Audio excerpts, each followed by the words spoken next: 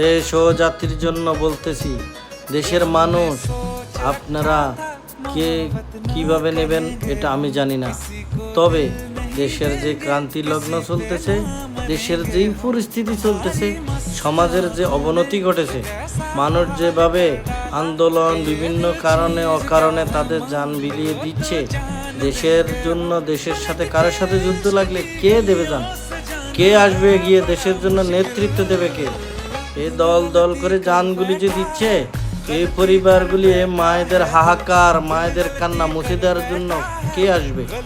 মায়েদের বুকগুলি খালিয়ে যাচ্ছে, তারা জন্ম দিয়েছে তাদের বৃদ্ধ বয়সের জন্য, আর সেই সন্তান অকাতরে বিবেকবান মানুষগুলি, তাদের বিবেক কোথায় আজ?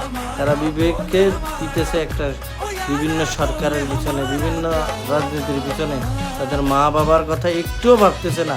তাদের কি মনুষ্যত্ব নাই?